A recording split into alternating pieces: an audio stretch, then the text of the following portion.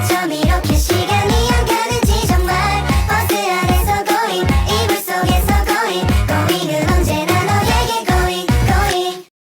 Halo semuanya, kembali lagi bersama aku Nanat. Nah, hari ini kita itu akan belajar tentang ketidaklangsungan puisi dan latar belakang sosial budaya.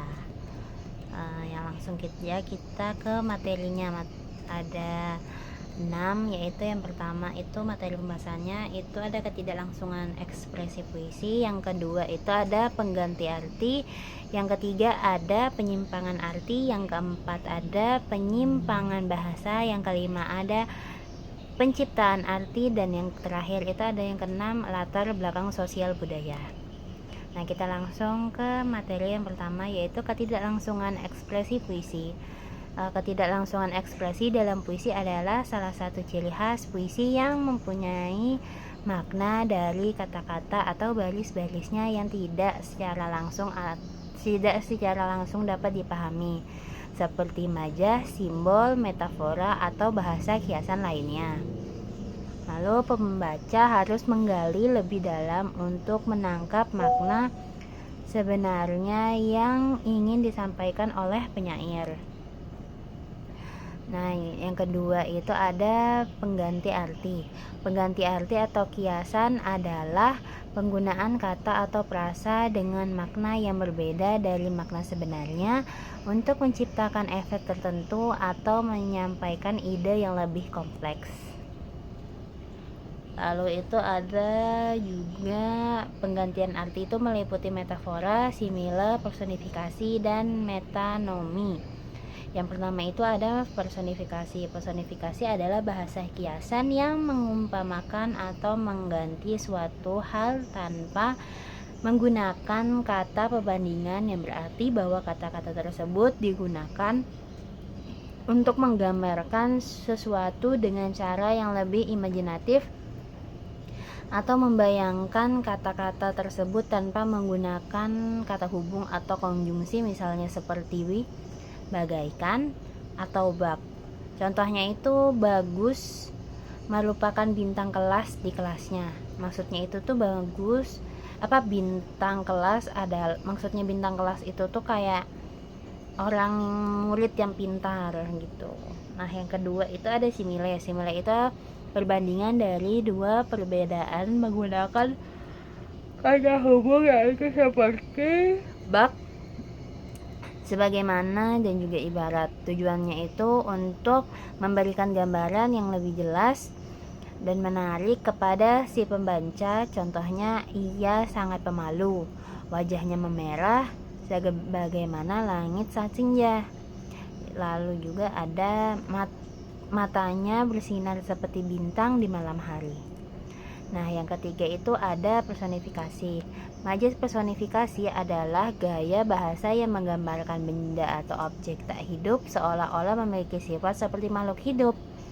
Majaz ini seolah-olah menjadikan suatu benda mati dapat melakukan sesuatu selayaknya yang dilakukan manusia. Contohnya, alam menangis manakala manusia tidak memperdulikannya. Penjelasannya itu memberikan sifat manusiawi pada alam yang bisa menangis apabila manusia tidak mau menjaganya dan membiarkannya rusak, seperti hujan menangis sepanjang malam. Nah, yang keempat itu ada metonimi.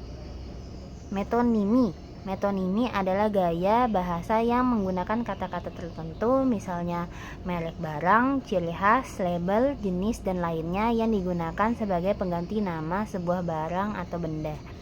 Contohnya, ayah menikmati kapal api di setiap pagi dan sore hari.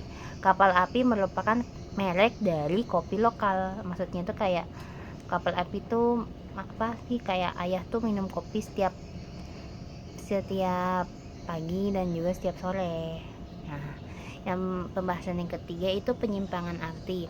Dijelaskan oleh Rivatere bahwa penyimpangan arti terjadi bila dalamnya itu ada sajak ambiguitas, kontradiksi atau ironi, ataupun nonsens.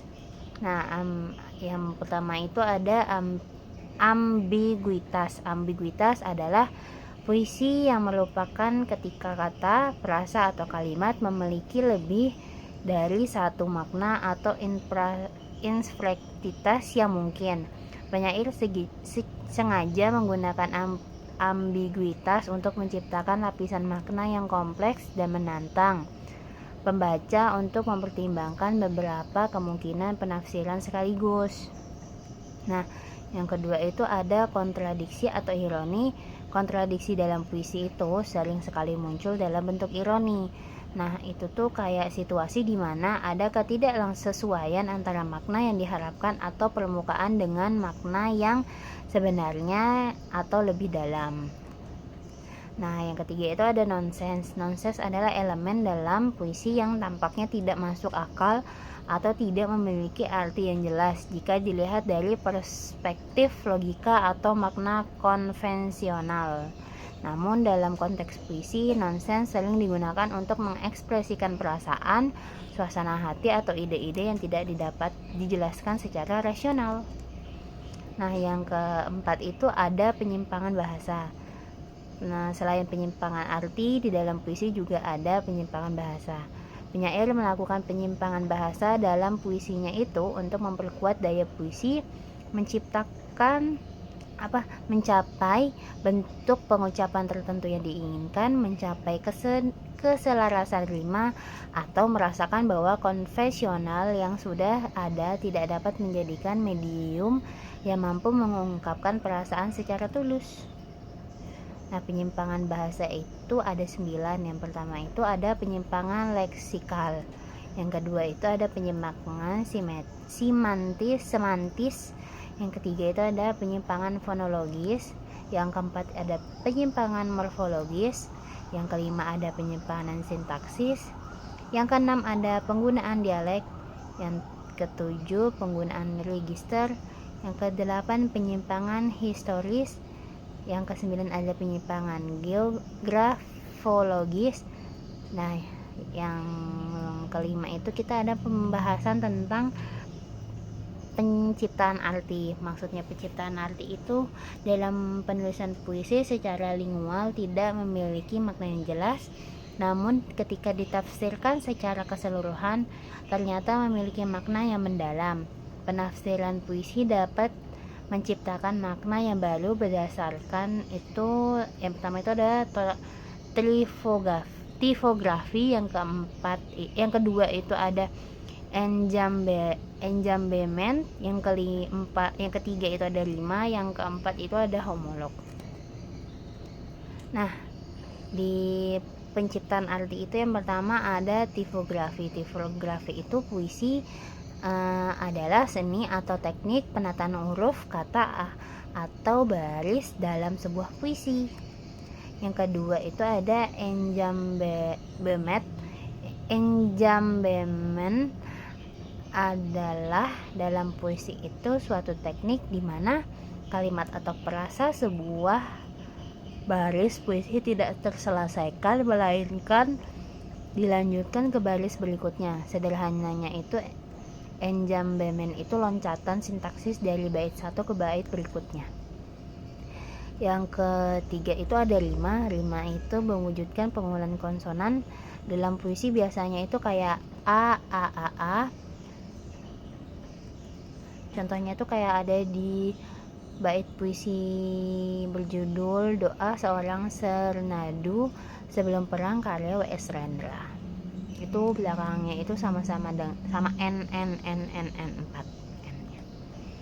Nah, yang keempat itu ada homolog. Homolog itu ketika penyair menggunakan kata-kata yang mirip atau memiliki kesamaan teknik baik makna maupun bunyi yang menciptakan pola ritme atau memperkuat tema tertentu. Contohnya itu kayak penggunaan bunyi seperti rindu atau sendu. Nah, yang terakhir itu ada latar belakang sosial budaya. Latar belakang sosial budaya itu pemahaman puisi tidak bisa lepas dari lingkungan sosial dan budaya penyair. Unsur seperti tokoh, adat istiadat, dan nilai-nilai masyarakat terdapat dalam puisi. Dengan memahami latar belakang ini, kita dapat menggali makna yang lebih dalam. Nah, untuk memberikan makna yang sepenuhnya itu pada sebuah sajak, maka makna dianalisis menurut instruksinya. dan dihubungkan dengan kerangkanya. Sampai dulu di penjelasan Anat hari ini, sampai jumpa di video selanjutnya. Dadah.